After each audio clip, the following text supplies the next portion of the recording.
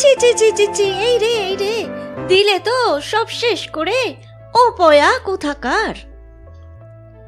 দেখছো একটা কাজে বেরিয়েছি, তোমার কি ঘরে থাকা যায় না? আমি কি এমন করলাম কাকিমা? বাড়ির বাইরে আমি তো আমার ঘরের কাজই করছি। যত সব ঘরের কাজই করছিলাম। ঢং! কোনো শুভ কাজে যাওয়ার সময় তোমার মুখ দেখে গেলে আর সেই কাজ হয় না। তবু জেনে বুঝে সামনে এসে দাঁড়িয়েছো, যেন আমার সারা দিনটাই খারাপ যায়, তাই তো? যত সব!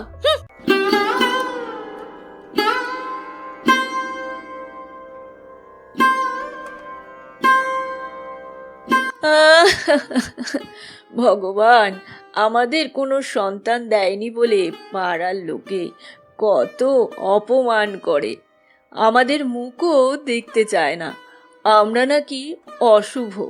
এত অপমান আর সহ্য করতে পারছি না আমি। চুপ করো বিমলা। কি করবে, সবই কপালের দোষ। ঠিক একদিন ভগবান মুখ তুলে তাকাবেন। তুমি শান্ত হও আর কেঁদো না, ভগবানে ভরসা রাখো, সব ঠিক হয়ে যাবে। সে গায়ে 10টি লোক 10 কথা বলবে, তা নিয়ে তুমি এত ভেবো না। আচ্ছা এসব ছাড়ো, সেদিন পুকুর পাড় থেকে কচু শাক এনে রান্না করেছিলে, খুব ভালো লেগেছিল কিন্তু খেতে। আজকে কি আনবে? তাহলে আমি বাজারে গিয়ে ইলিশ মাছের মাথা নিয়ে আসতাম। ইলিশ মাছের মাথা দিয়ে কচু শাক যে কি স্বাদের! আহা! কোন সময়ে কি কথা যে বলো তুমি! পাড়া গায়ের লোকের এত অপমান শুনে তোমার কোনো খারাপ লাগে না? লোকের কথায় মন খারাপ করে আর কি হবে? তুমি বলো, কচু আনতে যাবে নাকি? তবে আমি যাই, বাজারে গিয়ে দেখি ইলিশ মাছের মাথা পাওয়া যায় কিনা। ঠিক আছে, তুমি বাজারে যাও, আমি গিয়ে কচু শাক নিয়ে আসবো।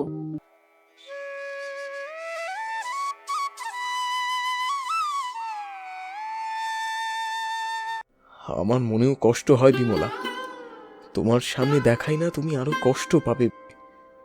তুমি তো ঘরে থাকো, তাই গায়ের লোকের কথা শোনো।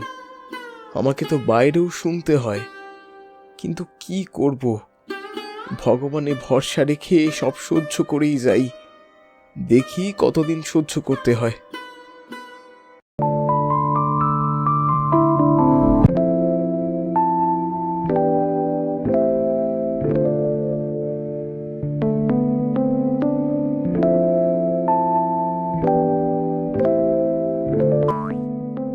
পুকুরটা কি সুন্দর শান্ত, পদ্ম ফুলে ভরা।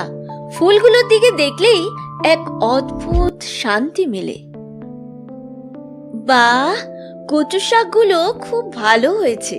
মনে হয় অনেকদিন কেউ আসেনি কচু শাক কাটতে। আজ মাঝের কচি কচি ডাঁটাগুলো নিয়ে যাব। কচু শাকগুলো দেখে মন ভরে যাচ্ছে। থাক, হয়ে যাবে, আজ এইটুকুই নিয়ে যাই, আবার অন্য একদিন নিয়ে যাব। যাই, আবার দেরি হয়ে যাবে রান্নায়, বাজার থেকে ফেরার সময়ও হয়ে গেছে।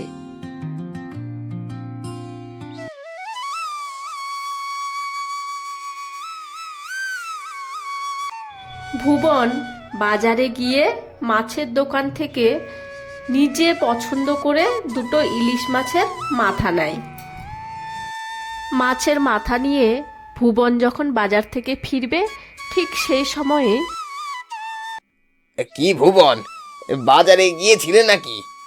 তা কি বাজার করলে? হ্যাঁ দাদা, এই একটু ইলিশ মাছের মাথা নিয়েছি। ইলিশ মাছের যে দাম! তোমার বৌমা আবার ইলিশ মাছের মাথা দিয়ে কচু শাক খুব ভালো রান্না করে, তাই বলেছি কচু শাক আনতে, আর আমি এসেছি এই ইলিশ মাছের মাথা নিতে। তোমাদেরই তো দিন, ঘরে ছেলে মেয়ে তো নেই, দুটো মানুষ, তোমরা ইলিশ খাবে না তো কে খাবে, তাই না?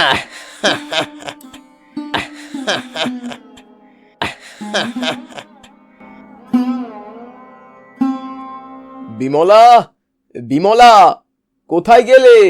বাজারের ব্যাগটা নাও। কি করছো?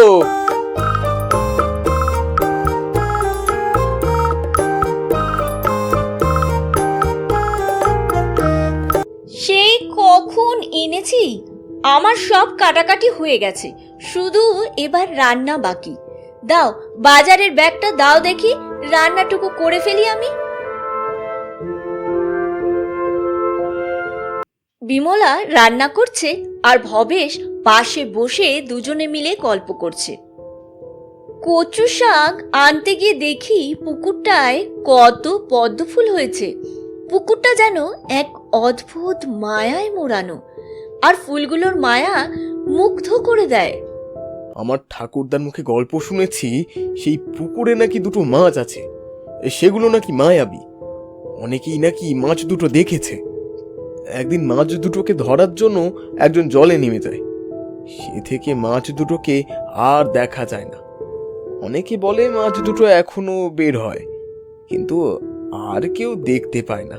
আর ওই পুকুরের জল কোনো দিন শুকিয়ে যায় না, সেই জন্যই পুকুর ভর্তি পদ্ম ফুল।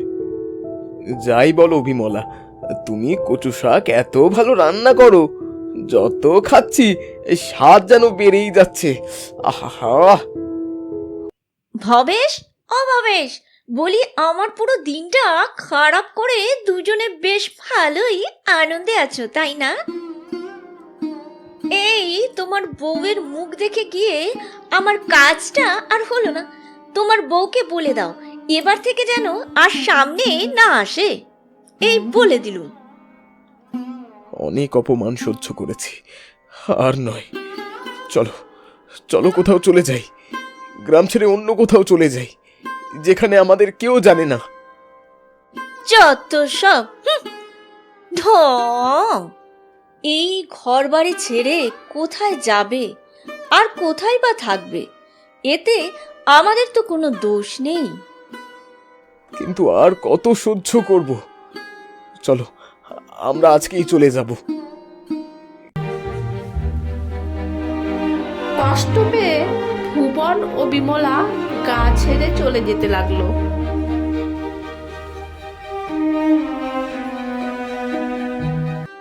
কি হলো, আবার এই পুকুরের পাড়ে দাঁড়ালে কেন? চলেই তো যাব, একটু এই পুকুর পাড়ে বসি, শেষবারের মতো এই মায়াময় ফুলগুলো মন ভরে দেখে নি।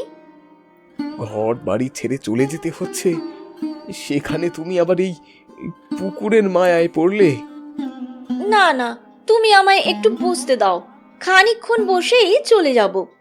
বাড়ি ঘর, এত সুন্দর গা, সব ছেড়ে চলে যেতে হচ্ছে আজ আমাদের কোনো সন্তান নেই বলে।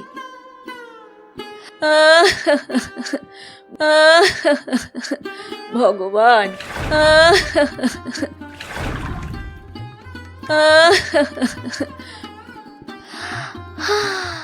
এই দেখো, সত্যি মাছ দুটো আছে। যে মাছ দুটোর গল্প দাদু তোমাকে শুনিয়েছিল, সেই মাছ দুটো জলের ওপরে উঠে এসেছে। সত্যি তো, দাদুর শোনানো গল্প আজ নিজে দেখতে পেলাম। এভাবে পুকুর পাড়ে বসে কাঁদছো কেন? কে তুমি, আর কি হয়েছে তোমার? আমি বিমলা। আমাদের কোনো সন্তান নেই, সেই জন্যই গায়ের লোকেরা আমাদের অপয়া অশুভ মনে করে। আমাদের মুখও দেখতে চায় না তারা।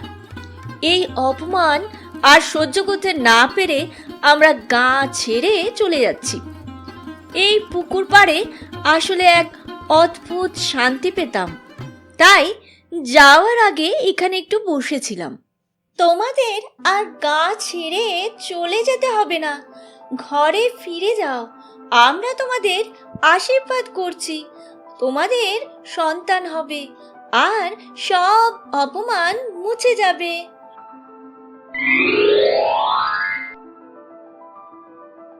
আমাকে এই আশীর্বাদ দেওয়ার জন্য অসংখ্য ধন্যবাদ তোমাদের। হ্যাঁ, তোমাদের অসংখ্য ধন্যবাদ।